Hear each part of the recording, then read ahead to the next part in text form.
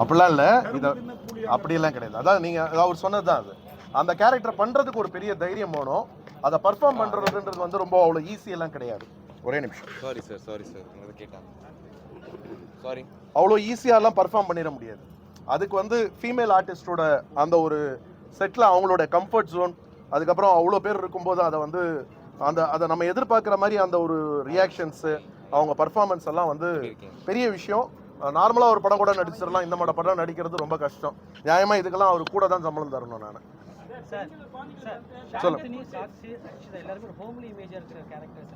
சரி, நீங்கள் கேரக்டராக பாருங்க. அவங்க வந்து இந்த படம் பார்க்கும்போது, இன்ஃபேக்ட் இந்த படத்தில் முதல்ல கமிட் ஆனது வந்து சாக்ஷி தான். எனக்கு வந்து ஒரு அப்பர் கிளாஸில் இன்னைக்கு சொசைட்டியில் இருக்கிற ஒரு மேரீடு உமன், அதுவும் புதுசாக கல்யாணம் ஆனவங்க, எப்படி அவங்களுடைய ஒரு ஸ்டைல் இருக்கும், அதுக்கேற்ற மாதிரி எனக்கு ஒரு ஃபிட்டின் ஆகிறதுக்கு ஒரு முகம் தேவைப்பட்டது. அது எனக்கு சாக்ஷி டெய்லர் மேடாக கிடச்சாங்க. அவங்ககிட்ட நான் வந்து ஒரு சீனுமே என்ன எடுக்க போகிறோம் அப்படிங்கிறத டே ஒன்னே எல்லா ஆர்டிஸ்ட்டுக்குமே நான் எதையும் வந்து ஸ்பாட்டில் போய் எதுவுமே இம்ப்ரூவைஸ் பண்ணல. நாங்கள் ப்ரீ பிளான் பண்ணி என்ன பண்ணமோ அதை சொன்னோம். இந்த கதைக்கான அவசியம் அவங்க வந்து அதை வந்து உள்வாங்கிக்கிட்டு அதை வந்து அவங்க பண்ணாங்க. அதனால் அது வந்து இட் இஸ் அ டாஸ்க். ஒரு சாதாரண எல்லா கேரக்டர் ஒரு ஸ்டண்ட் பண்ணிடலாம், டான்ஸ் பண்ணிடலாம், இந்த மாதிரி கேரக்டர்ஸ் பண்ணுறதுக்கு தான் இங்கே ஆர்டிஸ்ட் இல்லை. அதை வந்து ஒரு நடிப்பாக நம்ம பார்க்கணும், அவ்வளோதான். அதை பண்ணதுக்கு அவங்களுக்கு இந்த நேரத்தில்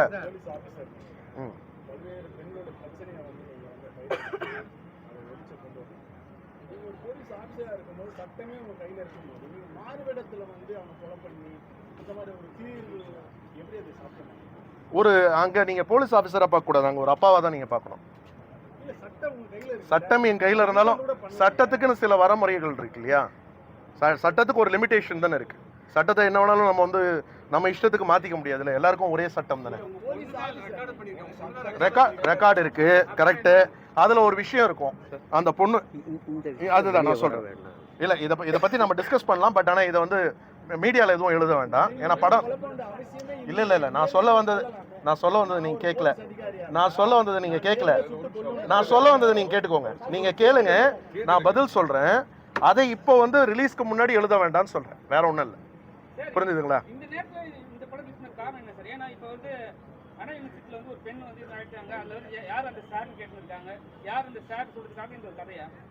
அண்ணா யூனிவர்சிட்டி சம்பவம் இப்போ தானங்க நடந்தது. இந்த படம் நாங்கள் 1.5 வருஷத்துக்கு முன்னாடியே ஆரம்பிச்சிட்டோம். ரிலீஸ் வந்து படம் முடிஞ்சவொடனே எப்படியும் ஒரு ரிலீஸ் டேட் தேவை. ஸோ அதுக்காக நாங்கள் பிளான் பண்ணி இந்த டேட் கொண்டு வரமே தவிர அண்ணா யூனிவர்சிட்டியோடைய சுச்சுவேஷனுக்காண்டி, அதை வியாபாரத்துக்காண்டி நம்ம கொண்டு வந்து பண்ணலை. பண்ணி சொல்லுங்கள். அந்த மாதிரி பிரகாஷ், காசி, அதுக்கப்புறம் இன்னும் நிறைய பேர் இருக்காங்க. அந்த மாதிரியான ஆட்களோட பஞ்ச் ஆஃப் ஸ்டோரிஸ் தான் இது. அதிலிருந்து இருக்கிற ஒரு இன்ஸ்பிரேஷன்ஸ் தான்.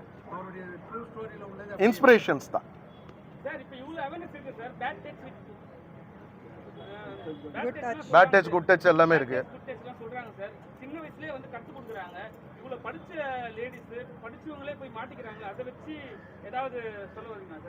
ஆமாம், இன்னைக்கு இவ்வளோ விழிப்புணர்வு இருந்தும் இன்னைக்கு டெய்லி நீங்கள் பார்க்குறீங்க. நேற்று ஒரு ட்ரெயினில் ஒரு கர்ப்பிணி பெண்ணை வந்து என்ன பண்ணாங்கன்றது நம்ம எல்லாருமே தெரியும். அப்போது சமூகம் எதை நோக்கி போய்கிட்டு இருக்கு? இன்னும் அந்த இடத்துக்கு இன்னும் நம்ம ரீச் ஆகலை. பெண் உரிமைன்னு நம்ம பேசுகிறோம், சம உரிமைன்னு பேசுகிறோம். சம உரிமை கிடைச்சிருச்சான்னு பார்த்தீங்கன்னா, சம உரிமையோட அளவுகோல் தான் வந்து கொஞ்சம் இன்க்ரீஸ் ஆகிருக்க தவிர முழுசாக அது கிடைச்ச மாதிரி தெரியல. ஸோ இப்போ அடுத்தவங்களுக்கு அட்வைஸ் பண்ணலாம். அந்த அட்வைஸை விட நம்ம செல்ஃப் அட்வைஸ்னு ஒன்று இருக்குது. நமக்கான வரமுறை, நமக்கான பவுண்டரி, நம்ம இருக்க வேண்டிய பாதுகாப்பு, இந்த கட்டுப்பாடுகளை வந்து நமக்குள்ள வகுத்துக்கிறது ரொம்ப முக்கியம்னு தேவைப்படுது. எப்படி அப்படி அதாவது நீங்கள் இப்போ கர்நாடகாவில் பார்த்தீங்கன்னா, இப்போ சமீபத்தில் போன வருஷம் நீங்கள் பார்த்துருப்பீங்க, ஒரு இளம் எம்பி, அவர் வந்து கிட்டத்தட்ட 100கணக்கான பெண்களை வந்து பாலியல் பலாத்காரம் பண்ணிட்டு அந்த பெண்களை வந்து மிரட்டி, அவர் வந்து உங்களுக்கு தெரியும், அவர் தேவகோடாவோட ரிலேட்டிவ் நினைக்கிறேன், பேரன், அவர் வந்து அரெஸ்ட் ஆனார். அதில் வழியான வீடியோக்கள் நம்ம எவ்வளோ பேர் பார்த்துருப்போம், எவ்வளோ பேரை வந்து அந்த வீடியோஸ் காமிச்சு அவர் மிரட்டி இருப்பார். ஸோ இதெல்லாம் ஒரு இன்ஸ்பிரேஷன்ஸ் தான். அதாவது அரசியல்வாதி தான் தப்பு பண்ணுறான்னு கிடையாது. எல்லா சொசைட்டிலேயும் எல்லா இடத்துலையும் ஆளுங்க இருக்க தான் செய்கிறாங்க. அதான் சொல்கிறேன், எல்லா செக்மெண்ட்லேயும் இங்கே இருக்காங்க. இப்போ கூட நம்மளுடைய பத்திரிகை நண்பர்கள் சில பெண்கள் என்கிட்ட பேசும்போது சொன்னாங்க, எல்லா இடத்துலையும் அன்றாட நம்ம பார்த்துக்கிட்டு இருக்கோன்னு. நான் இது வந்து ஒரு பெண்களுக்கான ஒரு பிரத்யேக ஒரு ஸ்பெஷல் ஸ்க்ரீனிங் பண்ணேன். அதில் ஒரு கிட்டத்தட்ட ஒரு 50க்கு மேலே வந்து பெண் ஆட்டோ ஓட்டுநர்கள் வந்தாங்க. அவங்க சொல்லிட்டு போகிறது, நாங்கள் ஆட்டோ ஓட்டும்போது அன்றாடம் எங்கேயாவது ஒரு கேஸாவது நாங்கள் இப்படி எக்ஸ்பீரியன்ஸ் பண்ணுறோம், அத்துமீறல் அதிகமாக இருக்குது, என்ன பண்ணுறது, நாங்கள் இருக்க வேண்டிய அந்த ஒரு செல்ஃப் கண்ட்ரோல்லையும் எங்களுடைய அந்த ஒரு பாதுகாப்புலையும் நாங்கள் இருந்துகிட்டு இருக்கோன்னு. ஸோ அது இருக்கத்தானே செய்யுது. அதை இன்னும் நம்ம வந்து பாடம் எடுத்துக்கிட்டே இருக்க இருக்க இருக்க இருக்க ஒரு ஒரு சதவீத மக்களுக்கு அது புரியட்டுமே.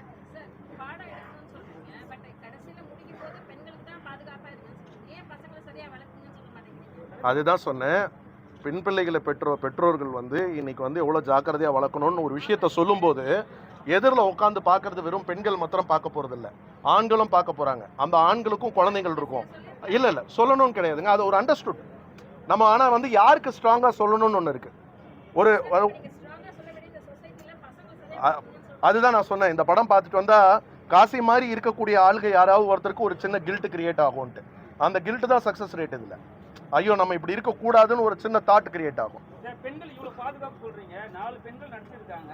அதுல வந்து ரசிகா வரவேல அவங்ககிட்ட ஒரு வாட்சி நாங்கள் கேட்கும்போது பர்சனலான விஷயம் என்னால வர முடியாது மற்ற விஷயத்தெல்லாம் சொல்லியிருக்காங்க. அது நீங்க எப்படி பாருங்க? அவங்க பர்சனல் சொல்லும்போது நான் எப்படி பேசுறது? இல்லை, ஏன்னா அவங்க வந்து ஃபர்ஸ்ட் வந்து ப்ரொமோஷன் வந்தாங்க, அதுக்கப்புறம் ப்ரொமோஷன்லேயே வரவே இல்லை அவங்க. ஆமாம், இப்போ கூட இன்னைக்கு கூட கூப்பிட்டேன், அவங்க ஷூட்டில் இருக்காங்க பெங்களூரில், வரல. பாலா கூட ஒரு வாரம் முன்னாடி ஊரில் இல்லை, இன்னைக்கு இருந்தார் வாங்கன்னு. சாந்தினி வேற ஒரு படம் ஷூட்டில் இருந்து பாதியில் வந்திருக்காங்க. இவங்க சாட்சியம் அதே மாதிரி தான் இருக்கிறவங்க அட்ஜஸ்ட் பண்ணி வராங்க. அது பர்சனல் சொல்லும்போது நம்ம அதை ஒருத்தரை போய் நம்ம அது ஒரு அநாகரிகமாக இருக்கும் நம்ம ஒருத்தரை விமர்சனம் பண்ணுறது. பட் எங்களுக்கு வந்து ரொம்ப எங்களுக்கு முழு ஒத்துழைப்பு கொடுத்தது வந்து எங்கள் 4 ஹீரோயின்ஸும். அதில் அதே மாதிரி ரச்சிதாவை பற்றி குறிப்பாக சொல்லணும். இந்த கேரக்டர் சொல்லும்போது அவங்க வந்து ரொம்ப குடும்ப பாங்கான ரோல்ஸ் பண்ணிக்கிட்டு இருக்கும்போது அவங்களுக்கு இந்த கேரக்டரில் இருந்த இம்பார்ட்டன்ஸ் தெரிஞ்சு அவங்களும் இந்த கேரக்டரை உள்வாங்கி எங்களுக்கு வந்து செட்டில் எந்த ஒரு சின்ன ஒரு டிஸ்கம்ஃபர்ட் கூட கிடையாது, ஃபுல் கோஆப்ரேஷன் கொடுத்தாங்க. இந்த படத்தில் தான் முதல்ல அவங்க சொந்த குரலில் டப்பிங் பேசியிருக்காங்க. அதனால் எங்களுக்கு எந்த விதமான ஒரு கசப்பும் கிடையாது. டாக்டர்லாம் சண்டைக்கு வந்துருவாங்க தான், ஏன்னா அவங்க லார்ஜ் ஸ்கேல்ல இருக்காங்க. Physiotherapist doctor. நீங்கள் காவல்துறையை எடுத்தால் நம்ம 10 படத்தில் வந்து பார்த்தீங்கன்னா 8 படத்தில் வந்து காவல்துறையை சார்ந்தவங்கள வில்லனாக காட்டுறோம். அதனால் காவல்துறை மொத்தம் நம்ம மேலே வரப்போகிறாங்களா? வக்கீலை காட்டுறோம், ஜட்ஜை காட்டுறோம், யாரை காட்டல, நம்ம பள்ளி தாளாளரை காட்டுறோம். அதனால் அப்படி கிடையாது, இது ஒரு கேரக்டர் தான். அதனால் அந்த மாதிரி கோவப்பட்டு வந்தாங்கன்னா அவங்க ஒன்று காசி மாதிரி இருந்தால் மாத்திரம் தான் கோவப்படணும். ஏன் கேட்குறேன்னா, பிசியோதெரபிஸ்ட் டாக்டர் ஃபார்மசிக்கு பிரிஸ்கிரிப்ஷன் எழுத மாட்டாங்க. அப்படியா? எழுதுவாங்க. அதாவது மசில் ரிலாக்ஸிங் மெடிசன்ஸ் வந்து அவங்க தான் கொடுப்பாங்க. அதனால தான் நானும் உங்ககிட்ட சொல்கிறேன். ஆமாம், அதான் உரசி இருக்கீங்க. யார் ரெண்டும் காரணம்? அதுதான் சொல்றாங்க அவங்களே, நாங்க தெரியாம பண்ண ஒரு தவறு தான் அது. அப்படி கிடையாதுங்க. அதாவது என்ன சொல்லலாம்னா, ஒருத்தங்க மேல ஒரு அன்பு காட்டும் போது தன்னை அறியாம வேற ஒரு கேரக்டர்ஸ் தான். யாரும் வந்து இவங்களுக்கு தெரியாது, காசியை நம்பும் போது என்ன நினைக்கிறாங்க, தனக்கான ஒரு வெளிச்சமா அவங்க பாக்குறாங்க. இல்ல ஒரு நிமிஷம், அது எப்படி இல்லைன்னு நினைக்கிறீங்க? ஒரு நிமிஷம், நான் சொல்றேன் உங்களுக்கு. இல்ல நான் சொல்றேன் உங்களுக்கு. இப்போ நீங்கள் சாந்தினி எடுத்தீங்கன்னா அவங்களுக்கு வந்து ஒரு காதல் உருவாயிருக்கும்.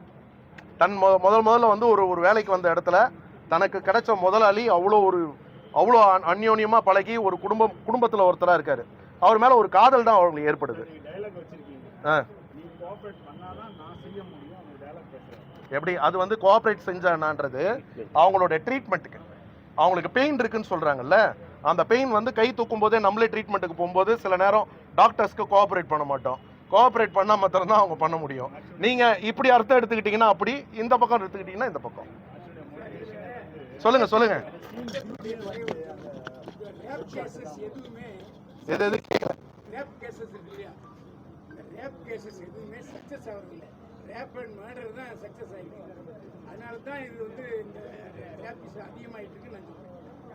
கரெக்ட், சமுதாயத்தில் நடந்துகிட்டு இருக்கிற விஷயங்கள் தான், இல்லைன்னு நான் யாரும் சொல்லலையா? பாருங்க, எந்த பெண்ணும் கோர்ட்டு நிற்க மாட்டாங்க. ஏன்னா ரேப் பண்றதை விட பலி அதிகமா இருக்கும் இந்த கோர்ட்டுக்கு போனது. கரெக்ட். அதனால தான் நிறைய பேர் ஒதுங்கி இருக்காங்க. இதுல இருந்து அவங்க வந்து வெளியில வந்து ஒரு கம்ப்ளைண்ட் கொடுக்கல, இதுல இருந்து வெளில வந்தா போதுன்ற ஒரு சிச்சுவேஷனு. அதை காசி எவ்வளோ டாமினேட் பண்றான், எப்படி ஒரு டேக் ஆஃப் பண்ணிக்கிறான், அதை வந்து அந்த அத்துமீறல் எவ்வளோ தூரம் போகுதுங்கிறத வெளிப்படுத்துறது தான். நடிகளே எடுத்துங்க, டார்ச்சர் பண்ணாரு, இவரு கேரவன்ல டார்ச்சர் பண்ணாரு சொல்றாங்க, அவங்க பேரை ஏன் சொல்ல மாட்டேங்கிறாங்க? இது அவங்க கிட்ட தான் கேட்கணும். என்ன கேட்டீங்கன்னா நான் என்ன பண்றது? நான் சினிமாக்காரன், நான் கேரவான்ல யாரையாவது கூப்பிட்டு இருந்தா பரவாயில்ல. நடிகைகள் இதுவரைக்கும் நீங்க இந்த பைல்வான் அவர்களே, அவரே பேர் சொல்ல மாட்டேன். பேர் நமக்கு தெரியாத பேரை நான் என்ன சொல்ல முடியும்? நடிகைகள் இருக்காங்க இல்லையா, எப்படிங்க? நடிகைகள் சொல்றாங்க. அது எதுக்குங்க? படிச்சிருக்கேன் அவ்வளவுதான். சட்ட ரீதியமா வந்து பாத்தீங்கன்னா இன்னைக்கு முதல்ல வந்து ஒரு பயம் வந்து ஒருத்தவங்களுக்கு உருவாகணும். நம்ம வந்து இன்னைக்கு தப்பு பண்ணிட்டா ஒரு ஒரு ஒரு மாசம் 2 மாசத்துல லாயர்ஸ் இருக்காங்க, வெளியில எடுத்துருவாங்க, சட்டத்துல ஓட்ட இருக்குன்ற நம்பிக்கை இருக்கிறதால தான் தைரியமா துணிஞ்சு பண்றான். இப்போ இந்த ரெயில்ல தள்ளி விட்டவன் பாத்தீங்கன்னா இதுக்கு முன்னாடி ஆல்ரெடி ஒரு இதே மாதிரி பாலியல் அத்துமீறல்ல ஒரு கொலை கேஸ்ல உள்ள போயிட்டு வந்தவன் தான். அவன் திரும்ப அதை மீறி ஒரு கர்ப்பிணி பெண்ணுகிட்ட போய் அப்படி நடந்துக்கிறான் அப்படின்னா அவனுக்கு ஒண்ணு சைக்கோவா இருக்கணும், அதை மீறி சட்டத்துல இருக்கிற ஓட்டையில வெளில வந்துடலான்ற நம்பிக்கை தான். அப்போ அதுக்கு வந்து அந்நிய நாடுகள் இருக்கிற மாதிரி நம்ம வந்து சட்டங்களை கடுமையாக்கி கடுமையான தண்டனைகளை வந்து நிறைவேற்றினாங்கன்னா ஒரு பயம் உருவாகிறதுக்கான வாய்ப்புகள் இருக்கு. ஆனா இப்போ சமீபத்துல வந்த படங்கள் இருந்தது, நீங்க முரண்பட்ட படம் எடுத்துருக்கீங்க. எப்படி? பெஸ்டி, லவ்வரு, கல்யாணம் ஆன பிறகு இன்னொருத்தனோட லவ் பண்றது, இதெல்லாம் இப்போ படங்கள் 4 படங்கள் வந்திருக்கு. அதுக்கு சமீபத்தில் ஒன்று விருது கூட கொடுத்துருக்காங்க, ஓரணை சேர்க்கை. நீங்க அதெல்லாம் மாறுபட்டுல சொல்லிட்டு இருக்கீங்க படம். நான் என்ன சொல்லியிருக்கேன்னு நினைக்கிறீங்க? ட்ரெண்டுக்கு